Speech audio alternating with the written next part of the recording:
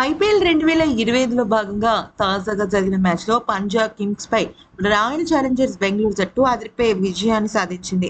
7 వికెట్ల తేడాతో గెలిచింది. దీంతో ఇప్పటివరకు ఆడిన 8 మ్యాచ్‌ల్లో 5 విజయం సాధించింది ఆర్‌సీబీ. అయితే ఇక్కడ ఏం జరిగిందంటే విరాట్ కోహ్లీ అలాగే పంజాబ్ కెప్టెన్ శ్రేయస్ అయ్యర్ మధ్య చాలా పెద్ద గొడవ జరిగింది. ఇద్దరు మాట మాట అనుకుని ఒకరి మీదకి ఒకరు వెళ్లారు. అసలు ఏం జరిగిందో ఒక్కసారి తెలుసుకుందాము. అయితే తాజాగా మల్లాన్పూర్ స్టేడియం వేదికగా జరిగిన మ్యాచ్‌లో ఇక్కడ ఇరు జట్లు కూడా మ్యాచ్ ఆడుతున్న సమయంలో ఆర్‌సీబీ బౌలర్ల దెబ్బకు వరుసగా వికెట్‌లు కోల్పోయింది పంజాబ్.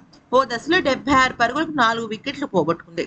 ఓపెనర్ ప్రియాంష్ ఆర్య, ప్రభ్సిమ్రన్ సింగ్ మంచి ఆరంభాన్ని అందించినా కూడా మిగతా వాళ్ళు చేతులెత్తేశారు. అయితే భారీ స్కోర్‌ని చేయలేకపోయారు. మధ్యలో జోస్ ఇంగ్లీష్ ఆఖరి 6 ఓవర్‌లో శశాంక్ సింగ్ వీళ్ళిద్దరూ కొంచెం బానే ఆడారు కానీ, ఎందుకో చెప్పుకోదగిన పరుగులైతే చేయలేకపోయారు. అయితే ఇక ఆ తర్వాత ఏమైందంటే, మ్యాచ్ విజయానంతరం విరాట్ కోహ్లీ మైదానంలో తన చర్యలతో శ్రేయస్ అయ్యర్‌ను టీజ్ చేశాడు. విజయం సింబల్ చూపిస్తూ రెచ్చిపోయాడు. దీంతో కాస్త అసహనానికి గురైన శ్రేయస్ అయ్యర్ విరాట్ దగ్గరికి వెళ్లి కాస్త గట్టిగానే మాట్లాడినట్టు కనిపించాడు.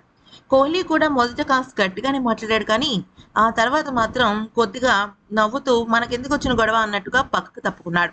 అయితే దీనిలో విరాట్ కోహ్లీ ఒక్క విజయం తర్వాత మాత్రమే కాదు, అక్కడ కీలకమైన బ్యాట్స్‌మెన్స్ పోతున్నప్పుడు, వికెట్లు పోతున్నప్పుడు పంజాబ్ జట్టుకు సంబంధించి లేదంటే బెంగుళూరు జట్టుకు సంబంధించి ఎవరైనా ఆటగాళ్ళు వికెట్ తీసినప్పటికీ, ఏ సమయంలో బెంగుళూరు జట్టు తన సత్తా చాటుతుంటే, ఆ సమయంలో వెంటనే తను ఆ రకంగా రెచ్చగొట్టే చేష్టలు చాలా చేశాడు.